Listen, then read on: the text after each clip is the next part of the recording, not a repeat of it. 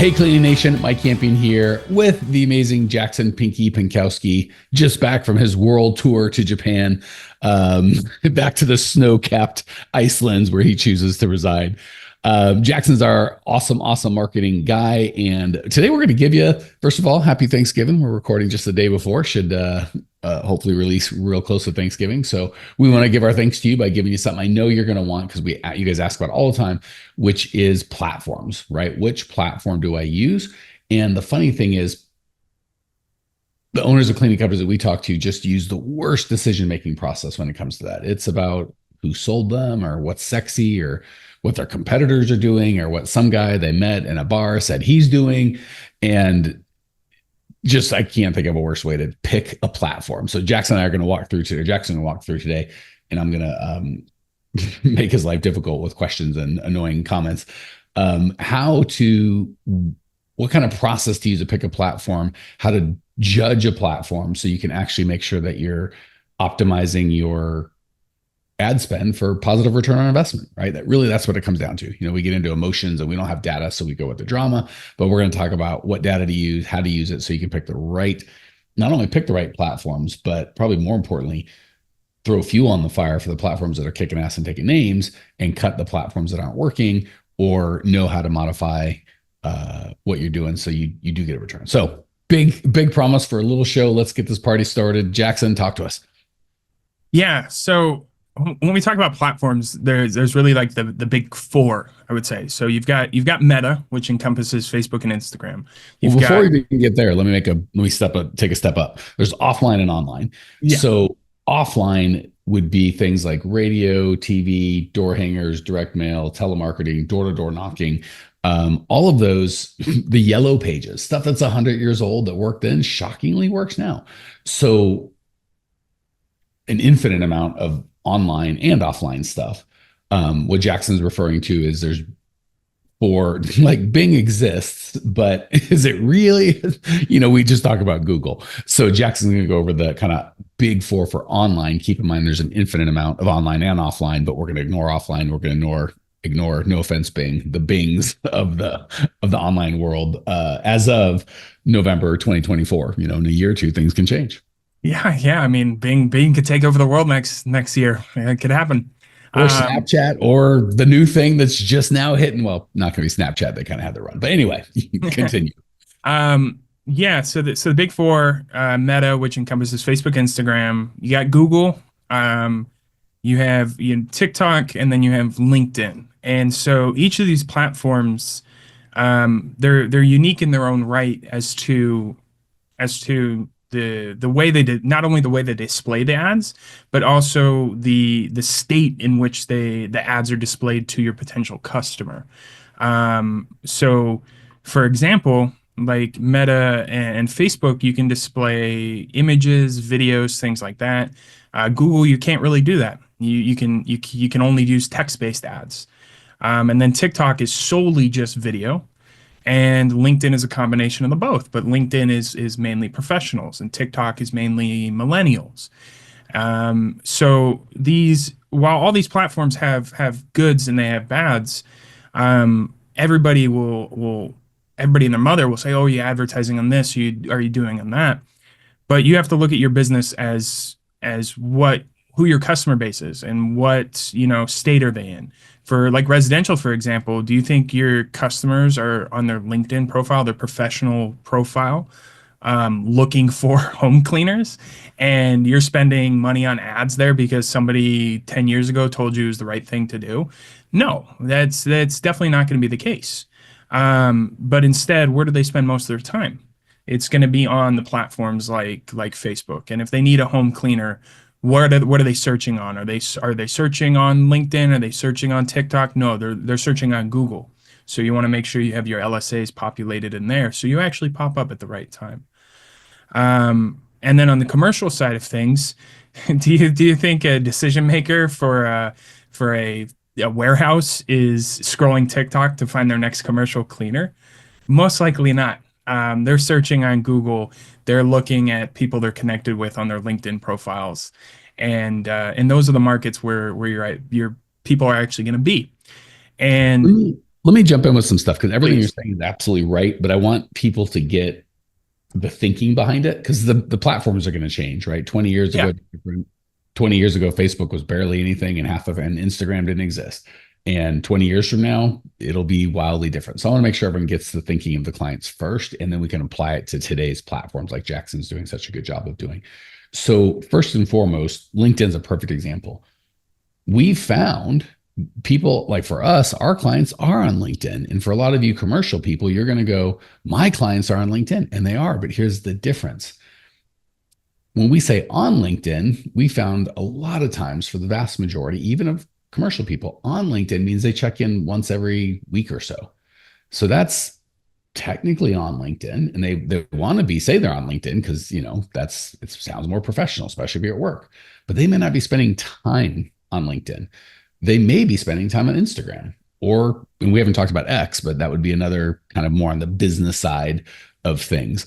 But and then same thing with TikTok. Are real influencers going to go to TikTok to make a decision, or on the commercial side, are they going to go to TikTok to make a decision about their commercial cleaning service? Probably not. But is it possible they're on TikTok and they like posts or comment on posts or create posts, and you could follow them on TikTok and find out what they're into, right? If they're posting a bunch about, Michigan Spartan football, well, that's good information. Yes, all right. I try to stick it to Jackson to see if he noticed. He noticed. So I just want to be clear.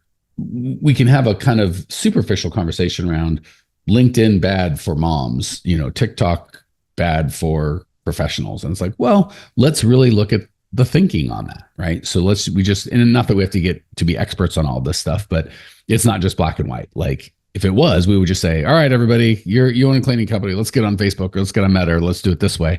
But that's not the case. It really depends on who your client is. So I know everyone kind of likes the silver bullet. Just give me the clean, tell me what to do, and it's easy. And I would love to, and sometimes we can, but when it comes to marketing, we can't. So I just want you to go one level deeper when it comes to, I don't want you to hear Jackson going, I'm residential, so LinkedIn's bad. I think you'll probably struggle on LinkedIn, or I'm commercial, so LinkedIn's good. Well, maybe, but what does good mean? Like, does it mean your people are there all the time? And some will be, some won't. So there's nuance to all. This is the short version. Sorry, Jackson, keep going. Yeah. No, you're totally right. A lot of it too kind of just boils down to you're all really smart people, and you got common sense and understanding for these kinds of things, and especially if you're putting yourselves in the shoes of your customers, and your perfect prospects, commercial or residential, you have a really good understanding of kind of that deeper level of what they like, what they interact with, and you understand the platforms, how best to connect with them. But what I think Mike said really, he kind of said quickly, but it's the definition of good versus bad. Like it's LinkedIn good, Meta bad. Meta good, LinkedIn bad. That kind of caveman response. Good and bad mean absolutely nothing. Yeah, it's truly dependent on, we hark on this all the time. It might sound like a broken record, but data, really data is so critical because we have a lot of people, we interact with a lot of people who kind of throw their arms up in the air and go, oh, nothing's working, it's bad. And I go, well, okay, but what makes it bad? Is it, what's your goal? Is it working you towards that goal? Is that platform doing what you want it to do? Even incrementally, is it doing, decently? Because there is no good, bad. It's not black and white, unfortunately. But again, being smart and having a little bit of common sense and working through the data that you have and understanding your customer and understanding your business objectives.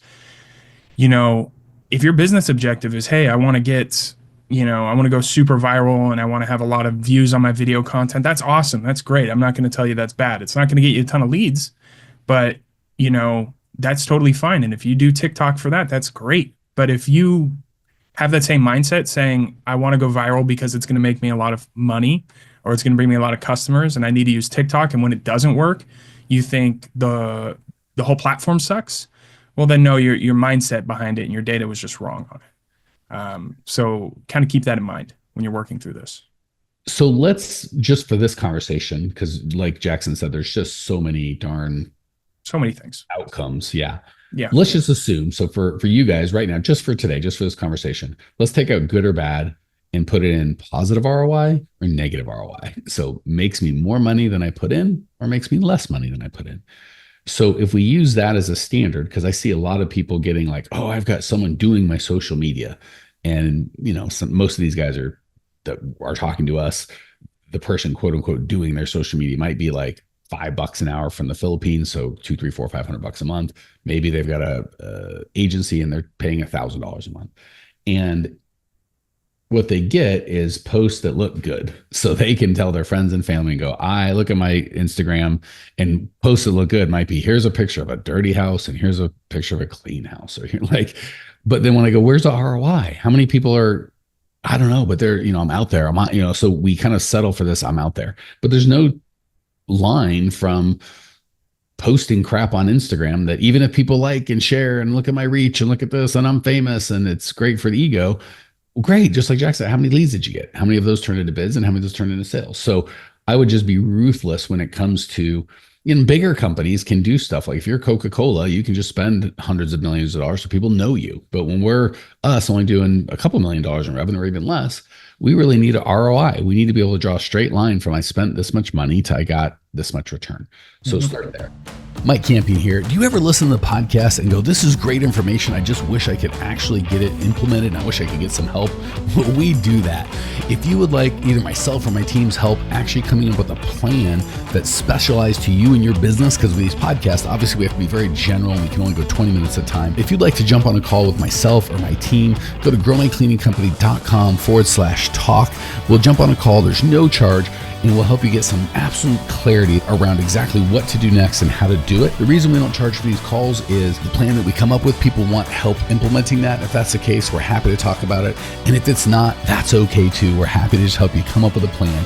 So if you want to translate the information you're learning here into an actual plan that can change your life, give us a ring, growmycleaningcompany.com/talk. Love to either myself or have one of our coaches walk you through and actually personalize the content you get here to where you're at with your business. Talk soon. As we do that, let's walk through. And by the way, I like a lot of the offline stuff because it's just quicker to money. But let's walk through maybe Meta or Instagram or just whatever you think. I know Meta and Instagram, but Facebook or Instagram, how do you want to? But people get super excited about paid ads, and what they miss is it's complex, right? So if let's just use Meta for now, whether you push it to Facebook or you push it to Instagram. What people don't realize, you first got to target. Right. Well, who am I going to mention it to? Is it, just people in my city? Okay. Well, rich people, poor people, do they have to own homes? Should they be married? Should they be men? Should they be women? How old? Like, if you get that wrong, you can get everything else right downstream, and best of luck. If people that don't want or need house cleaning services aren't seeing your ad, then you say the most perfect thing to the wrong person. So first you got to get targeting or who you're going to speak to. And we take that for granted. That takes some skill. Once you get the targeting, then you've got to make sure the ad's right. And the ad has two things. It's got for both Meta or for Facebook and Instagram. You've got copy and you've got pictures, and some shockingly weird pictures that just whatever seem to work, and others don't. Or some they'll convert to get a click, but they won't get a sale. Some don't click as well, but they get a better quality person.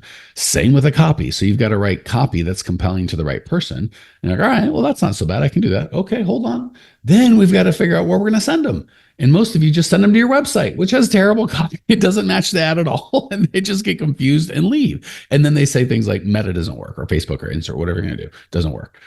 So once you've got the targeting and you've got the creative, both the visual picture and the copy, then you've got to make sure you send them somewhere that's going to give them some value, and they're going to take the action that you want and book a call or call you or fill out a form or give you their email address or do something to let you know so you can actually convert it to a lead. And that process is complex, and people will spend $300 or $400 on Facebook with no thought to targeting. They just throw up an ad, sending it to their website, which is terrible. And then they don't get any customers and they go, Facebook doesn't work. So how do we, with that? And I'm not trying to discourage you like, hey, you should never do this. It's not infinitely hard that you can never get it, but it's harder than most people think right off the bat. Facebook kind of wants you to think, just give us money and we'll show your ad to a bunch of people, which they will.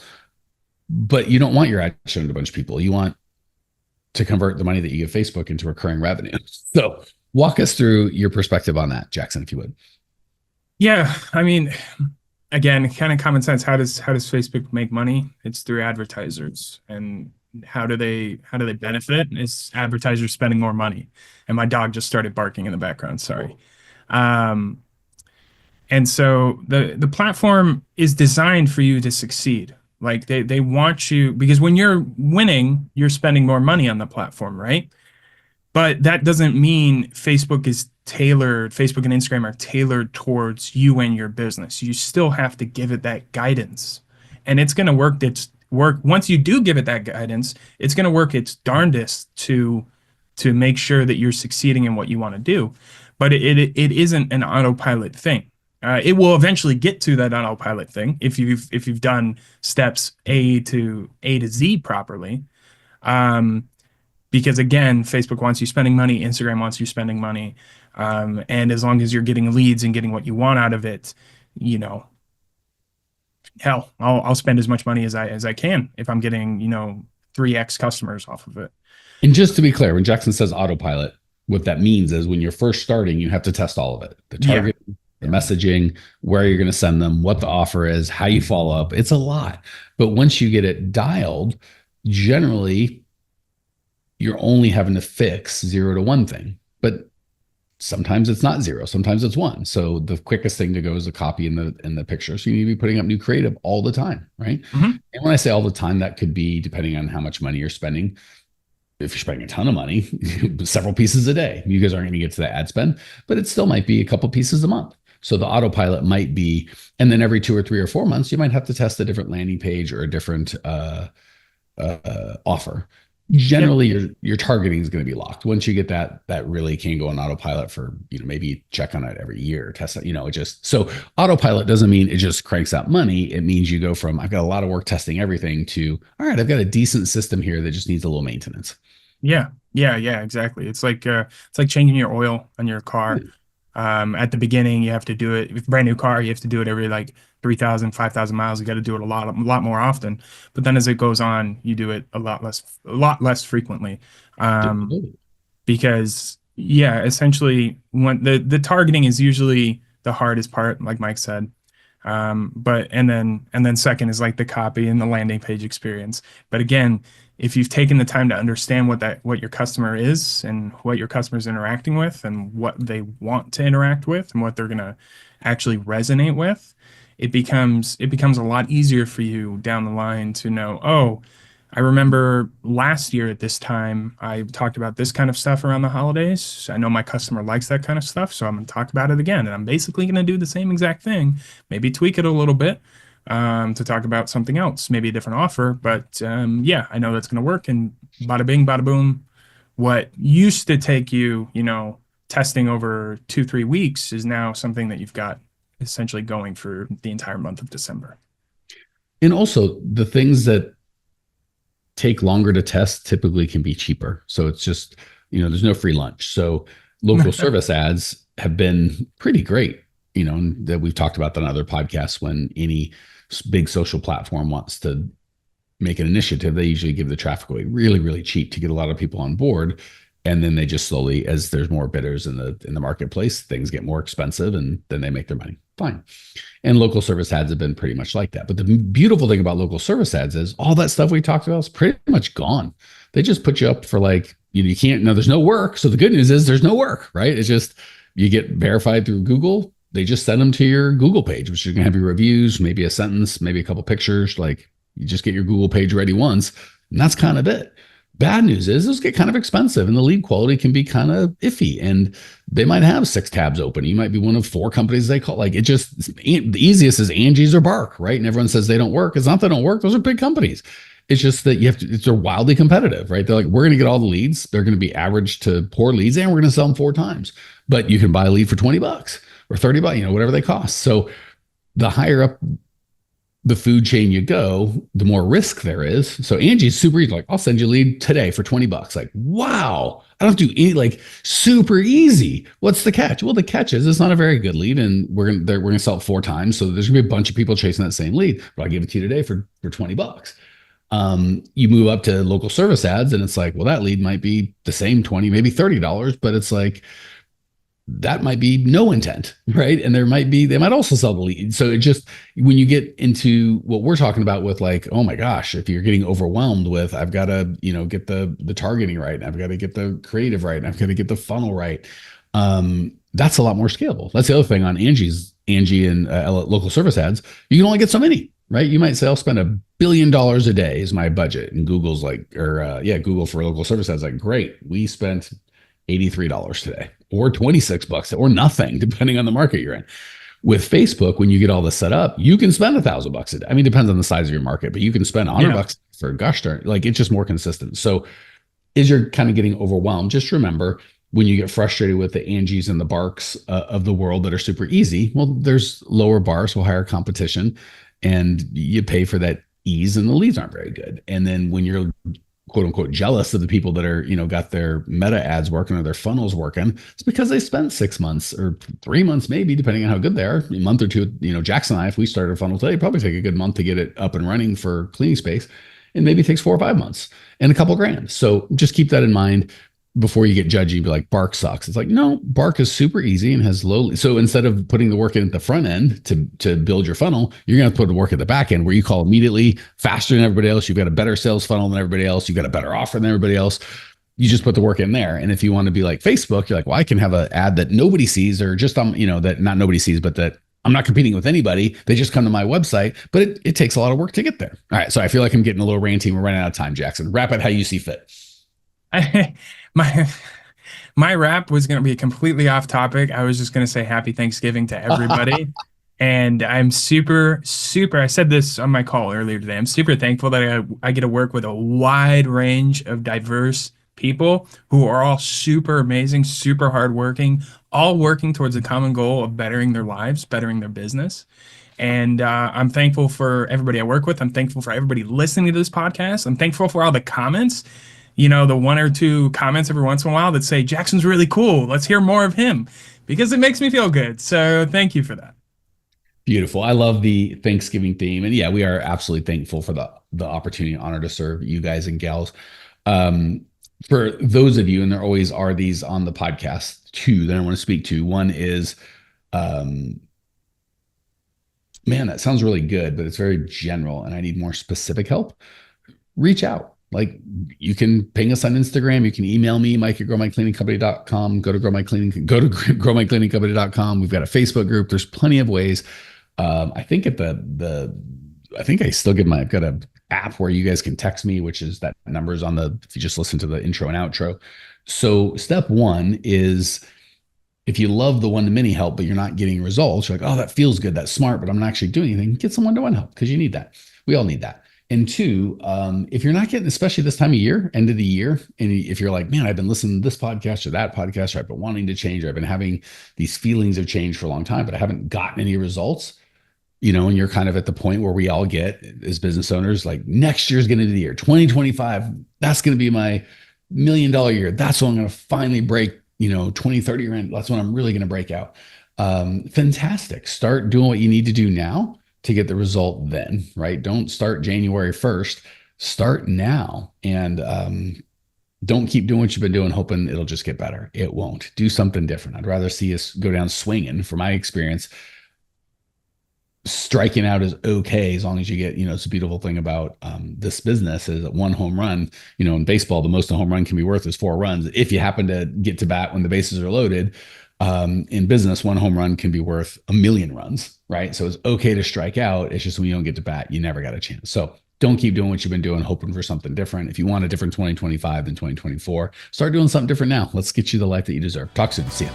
Hey, Cleaning Nation, if you dug the content you just got, we don't do any ads and I don't sell anything on this podcast, but if you would just subscribe, rate, and review, it would be huge, and I'd be so appreciative. Not only is it going to help me, but you'll help other owners of cleaning companies across the world work less, make more, and get profitable. So if you appreciate the value we give, again, subscribe, rate, and review. It'd mean the world to me. I'd really appreciate it, and we sure appreciate your time and attention.